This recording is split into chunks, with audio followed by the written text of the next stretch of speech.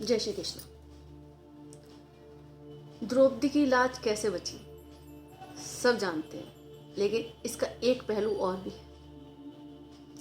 द्रौपदी छोटी थी तो स्नान करने नदी पर गई। वहां उन्होंने देखा कि एक साधु स्नान कर रहे थे और वो अपने कपड़े बदलने जा रहे थे। कपड़े क्या थे? नाम मात्र के लिए 2 लंगोटियां थी। सूरज उगने वाला था। साधु के पास कपड़ों की कमी होने के कारण वो जल्दी जल्दी अपने कपड़े बदलने की कोशिश कर रहे थे और वहां से जाने की सोच रहे थे कि अचानक एक हवा इतनी तेज आई कि उनकी जो दूसरी लंगोटी थी वो उड़ गई और पानी में बह गई। और जो लंगोटी वो पहने हुए थे, जो गीली हो चुकी थी, वो भी इतनी जर्जर थी कि वो फट गई। अब साधु बड़े असमंजस की स्थिति में थे। वो सोच रहे थे कि अब मैं क्या करूं, मेरे कपड़े फट गए हैं, दूसरी लंगोटी भी उड़ गई है। इतने में लोगों का आना शुरू हो गया, क्योंकि लोगों को स्नान करने आना था, तो मानी हुई बात है कि लोगों का आना जाना शुरू हो गया था। वो अपनी नग्नता को छुपाने के लिए बड़ी सी झाड़ी के बीच में जाके बैठ गई। द्रौपदी सब कुछ देख रही थी कि साधु बाबा कैसे परेशान हैं। जब उनसे उनकी परेशानी नहीं देखी गई तो उन्होंने अपनी साड़ी का आधा हिस्सा फाड़कर साधु महात्मा को दिया और आधी साड़ी से अपने शरीर को बंद कर लिया। और साधु बाबा के पास जाकर बोली, पिताजी मैं बहुत देर से देख रही हूँ, आप परेशान हैं, लीजिए इस साड़ी से आप अपना बदन ढांक लीजिएगा, मेरे लिए मेरी आधी साड़ी पर्याप्त है।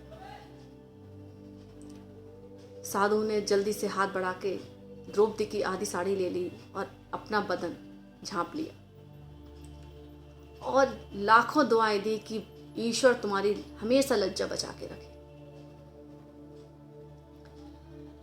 बात बहुत पुरानी हो चुकी थी।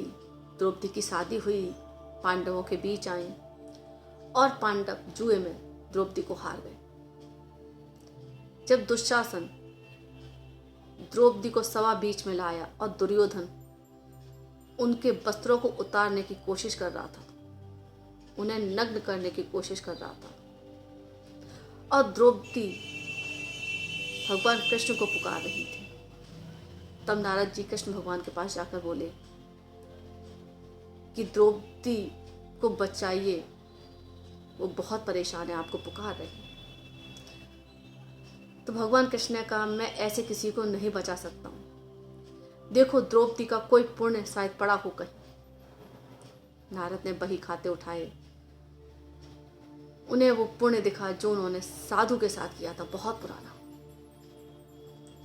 आज वो आधी धोती ब्याज सहित भारी गट्ठर में बदल चुके थे। भगवान श्री कृष्ण बोले कि समय पर यदि पुण्य का प्रतिफल ना दिया जाए तो वो बेकार होता है। और वो जल्दी से उठे और द्रौपदी के पास सभा में पहुंच गए। दुर्योधन दुशासन बहुत कोशिश कर रहे थे द्रौपदी के वस्त्र उतारने की, पर वो जो आधी साड़ी आज गट्ठर बन गई थी, द्रौपदी की पूरी लाज बचा ली और द्रौपदी को नग्न नहीं होने दिया। आज भरी सभा में द्रौपदी की लाज बची थी।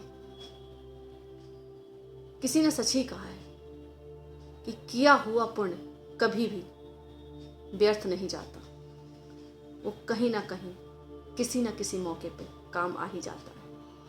इसलिए यदि हम किसी के साथ पुण्य करते हैं तो हमारे जीवन का पता नहीं कौन सा वो क्षण हो जिसमें वो पुण्य इकट्ठा होकर हमारे पास आ जाए।